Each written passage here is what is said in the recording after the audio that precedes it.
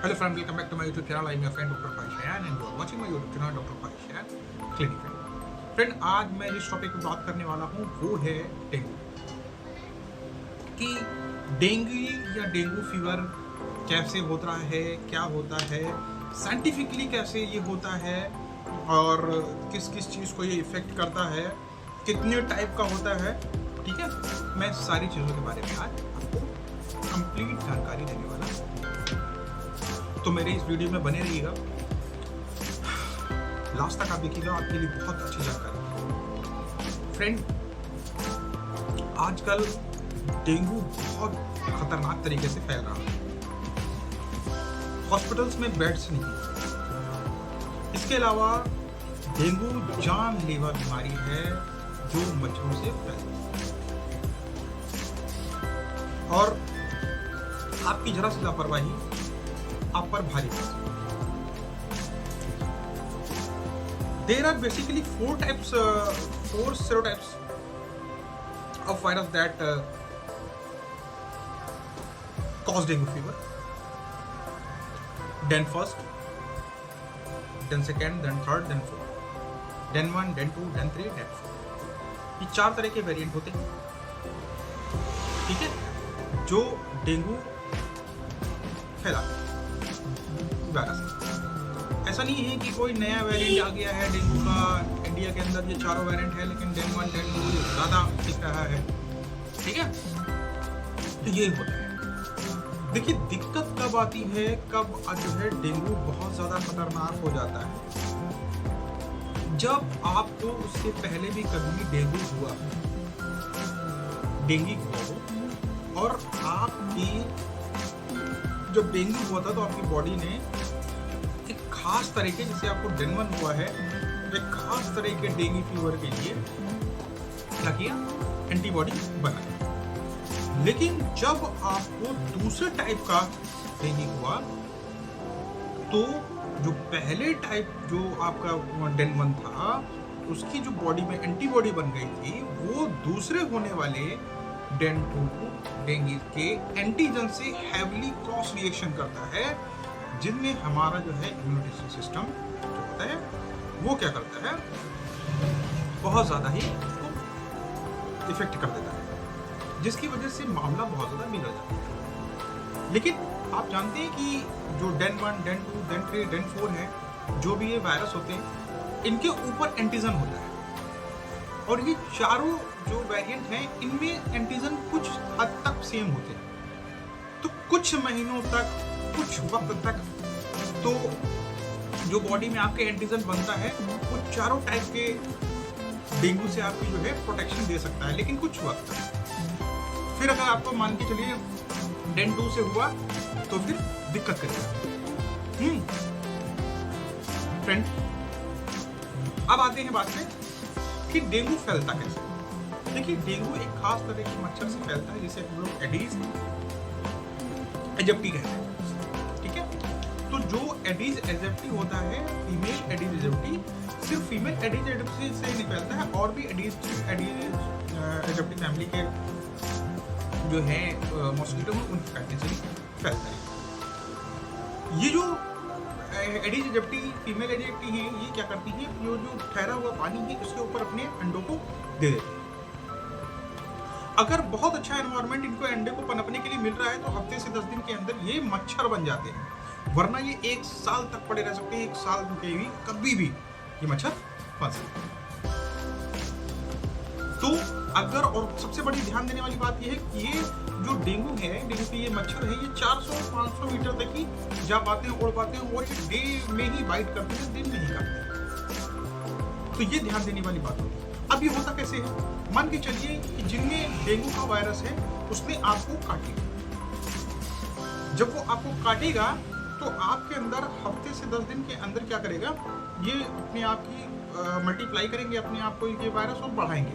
अब दूसरा कोई मच्छर आता है, वो आपको काटता है, उसमें डेंगू की वायरस नहीं है, लेकिन अगर वो आपको काटता है तो आपके ब्लड से वो वायरस उठा लेगा और हफ्ते से 10 दिन के बाद वो जब जिसको भी काटेगा उसको भी डेंगू फीवर हो जाएगा।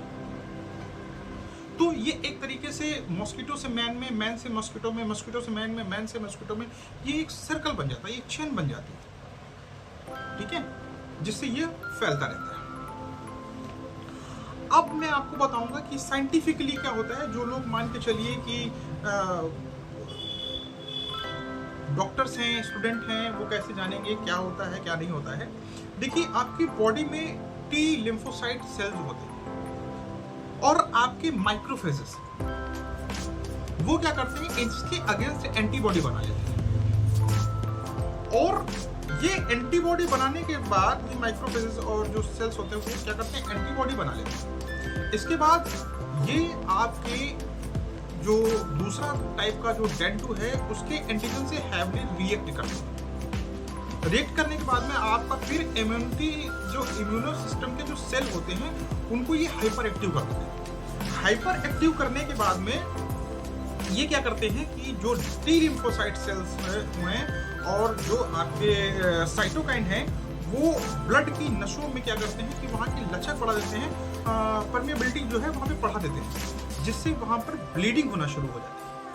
तो मोटे मोटे भाषा में ये समझिए कि अगर मान के चलिए आपको डेंगू इससे पहले हुआ है तो उसकी जो आपके शरीर में बढ़ी हुई एंटीबॉडी है जो आपको प्रोटेक्ट करती है।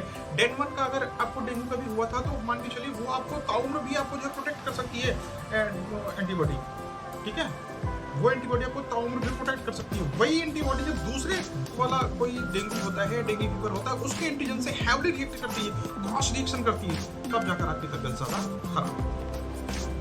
तो एंटीबॉडी और एंटीजन की क्रॉस रिएक्शन। अब आते हैं कि जब डेंगू आपकी बॉडी में हो जाता है तो क्या सिम्टम्स जो है आपको नजर आते हैं। अब अगर मान लीजिए आपको डेंगू या डेंगू फीवर हो जाता है तो फिर आपकी बॉडी में सिम्टम्स क्या देखने को मिलेंगे। आपकी बॉडी में जो सिम्टम्स देखने को मिलेंगे वो नॉर्मल फ्लू जैसे ही सिम्टम्स आपको देखने को मिलेंगे। फर्स्ट, आपको हेडेक हो सकता है, नोजिया एंड वॉमिटिंग हो सकती है, आपको मसल सिक हो सकती है, बैक पेन हो सकता है, आंखों के पीछे हो सकता है दर्द, आपको हाई ग्रेड फीवर हो सकता है, शरीर में कहीं पर रैशेस पड़ सकती है, ठीक है। ये सारी चीजें आपको देखने को मिलेंगी। डेंगू में सबसे बड़ी बात ये होती है कि जो समझने वाली बात ये है कि डेंगू एक जानलेवा बीमारी है और ये प्रॉब्लम तब कर जाती है जब आपके अंदर एक चीज, एक तरह का डेंगू शॉक सिंड्रोम जब कॉम्प्लिकेशन जो है डेवलप हो जाता है तब ये एक जानलेवा बीमारी बन जाती है। अगर कहीं से भी किसी को ब्लीडिंग होना शुरू हो जाती है और वो ब्लीडिंग शरीर के किसी भी हिस्से में हो सकती है, किसी भी ऑर्गन में हो सकती है। चूंकि ये क्या होता है कि नसों की परमेबिलिटी बढ़ जब जाती है तो वहां से जब लचक बढ़ जाती है तो क्या करता है वहां से ब्लड जो है रिसाव होकर अंदर आने लगता है या बहने लगता है। तो प्रॉब्लम ये होती है फिर किसी भी ऑर्गन में अगर ये आपका डेंगू शॉक सिंड्रोम या आपको डेवलप हो गया, किसी भी ऑर्गन में आपको जो है ब्लीडिंग होने शुरू हो गई, ये ब्लीडिंग कहीं से भी हो सकती है, मैं बोल रहा हूँ नाक से, मुंह से, कहीं से भी उल्टी के तौर पे कहीं से भी निकल सकती है, ठीक है। तब ये आपको परेशानी का सबब बन सकता है। इसलिए आपको हमेशा अपनी जरा सा भी कोई भी प्रॉब्लम आपको दिख रही है और वो खासतौर पे महीना आपका जुलाई से लेकर जुलाई, अगस्त, सितंबर, अक्टूबर, नवंबर का है तो आप तुरंत डॉक्टर के पास जाएंगे। इसमें से कोई भी सिम्टम्स आपको दिखते हैं और भी आप डॉक्टर के पास जाएंगे, आप जरा सी भी जो है डिलाई नहीं करेंगे, ठीक है। तो ये सारे सिम्टम्स आपको देखने को मिल सकते हैं। अब बात आती है कि डेंगू अगर है, आपको डेंगू है तो फिर क्या करते हैं, कैसे इसका डायग्नोस होता है। जब डॉक्टर के पास जाते हैं तो डॉक्टर्स कुछ जांचें कराते हैं। सेरोटाइप जांच हो सकती है, आपकी एंटीजन एंटीबॉडी की जांच हो सकती है, NS1 की जांच हो सकती है, एंटी और IgG IgM की जांच हो सकती है, CBC काउंट करा सकते हैं, LFT करा सकते हैं, KFT करा सकते हैं, ठीक है। वो सारी चीज़ों का देखेंगे कैसे क्या होता है। इसके अलावा रैपिड टेस्ट कराएंगे, ठीक है, सॉरी। इसके अलावा डॉक्टर्स को जो भी समझ में आएगा वो अपना टेस्ट अलग से कराएंगे, ठीक है, जिससे आपको पता चल जाएगा।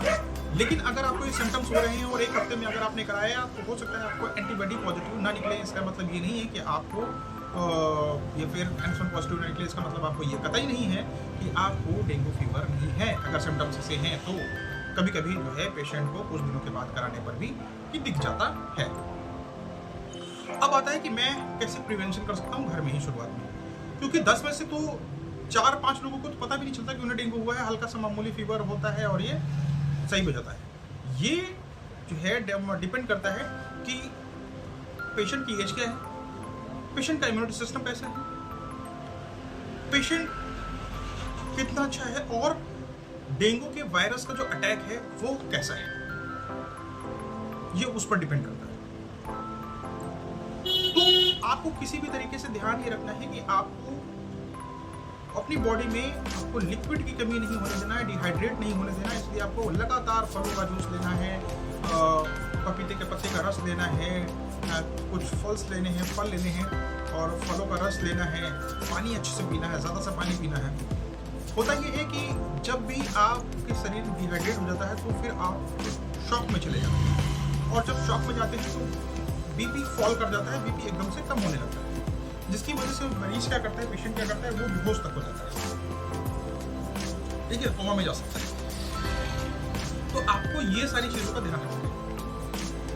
नारियल पानी का इस्तेमाल करना है, इलेक्ट्रोलाइट का इस्तेमाल करना है, ठीक है। इन सब चीज़ों को आपको देखना है, सब चीज़ों को आपको लेते रहना है। इलेक्ट्रॉल लेना है। जब आप ये सब लेते रहेंगे तो आपके बॉडी के अंदर क्या करेगा, पानी की कमी नहीं होगा, जिसकी वजह से कोई भी प्रॉब्लम आपको नहीं देखने को मिलेगी, है ना। तो आपको सबसे पहले क्या करना है, आपको भरपूर मात्रा में आपको लिक्विड लेना है, भरपूर मात्रा में आपको पानी लेना है, भरपूर मात्रा में आपको फलों का रस लेना है, भरपूर मात्रा में आपको नारियल पानी लेना है, भरपूर मात्रा आपको फल भी खाने हैं। कुल मिलाकर आपको बैलेंसिंग डाइट भी लेनी है, तो आप घर पर भी सही हो सकते हैं। लेकिन अगर आपको प्लेटलेट आपका जो है कम हो रहा है, आपने सीबीसी कराया है, आपको प्लेटलेट कम हो रहा है, तो तुरंत के तुरंत डॉक्टर से मिलेंगे। 50,000 तक प्लेटलेट है तो नॉर्मल है, लेकिन अगर जैसे ही इससे नीचे जा रहा है तो आपको तुरंत डॉक्टर के पास एडमिट हो जाना है। नौजिया और वोमिटिंग कभी किसी केस में तो बिल्कुल भी रुकता ही नहीं। मैं एक केस ऐसे ही बताता हूँ, वो मेरी बहन ही लगती थी। पिछले साल का ही एक ऐसा किस्सा था कि वो उसको प्लेटलेट अच्छे खासे थे, 30 से 35 हज़ार प्लेटलेट में मैंने उसे हॉस्पिटल में एडमिट करा दिया। उसको नौजिया और वोमिटिंग जैसे ही केस ज़्यादा होने लगा तो मैंने उसे बोला 40,000 प्लेटलेट पे एडमिट हो गए। लेकिन डेंगू में आपको ध्यान रखने वाली बात है, डेंगू का पेशेंट 1 घंटे में भी सीरियस हो सकता है, और वो 3 दिन 4 दिन तो वो सही थी और चौथे दिन वो एकदम से जो है सीरियस हो गई और उसकी डेथ हो गई। तो डेंगू के पेशेंट में ये मत समझिए कि अभी 1 घंटे पहले सही था, 1 घंटे में क्या हो गया। डेंगू का पेशेंट 1 घंटे में भी खत्म गड़बड़ हो सकता है, सीरियस हो सकता है, इवन 1 से 2 घंटे में डेथ भी हो सकती है। ये डेंगू के पेशेंट की बात कर रहा हूँ, ठीक है। तो ये मत समझिए कि डेंगू कितनी देर में ये एकदम से इसका पेंडेमिक अटैक आएगा और ये कैसे हुआ, ये तो नहीं होना चाहिए, ऐसा कुछ नहीं है। मैंने क्या कहा कि डेंगू का अटैक, डेंगू का वायरस कितनी स्ट्रेंथ से आया है, ये सारी चीज़ों पर डिपेंड करता है। दूसरा, अगर आप बॉडी में लगातार लिक्विड ले रहे होते हैं, लगातार नारियल पानी ले रहे हैं, लगातार सब कुछ ले रहे हैं, लगातार आप फल खा रहे हैं, लगातार बैलेंसिंग डाइट ले रहे हैं, तो फिर ये अटैक अपने आप धीरे धीरे कम होने लगता है। लेकिन कुछ लोग क्या करते हैं कि जब भी ये सारी चीज़ें हो जाती हैं उनके साथ में, तो ये सब लेना बंद कर देते हैं। तो मेरी एक एडवाइस है कि अगर आपको ऐसा कुछ है तो आपको ये सारी चीज़ें लेना ही लेना है। मन कर रहा है तब भी, मन नहीं कर रहा है तब भी, क्योंकि जान से बढ़कर कुछ नहीं है। तो ये तो आपकी कुछ होम रेमेडीज के बारे में मैंने बताया, ठीक है। अब मैं बात करूंगा कि आपके कॉज हो गए, आपके सिम्टम्स हो गए, आपके डायग्नोज हो गई, अब बाकी ट्रीटमेंट। देखिए, डेंगू कोई स्पेसिफिक ट्रीटमेंट नहीं है। सिम्टम्स के हिसाब से आपको ट्रीटमेंट कर सकते हैं। बहुत ज़्यादा अगर आप सीरियस हो गए तो SDP, platelet, plasma, blood, RBC count, ये सारा होल ब्लड आपको ट्रांसफ्यूजन हो सकता है। लेकिन उसके अलावा जब आप हॉस्पिटल में एडमिट होते हैं तो बुखार के लिए देखा जाता है, फीवर ना आए उसके लिए देखा जाता है, चिल्स सैगर के लिए देखा जाएगा। सारी चीज़ों को देख के फिर आजकल जो है प्लेटलेट्स बढ़ाने की दवाएं आ गई हैं, प्लेटलेट इंक्रीज कराने की दवाएं आ गई हैं, वो चलती हैं। कुल मिलाकर आपको ऑब्जर्वेशन में रखा जाता है।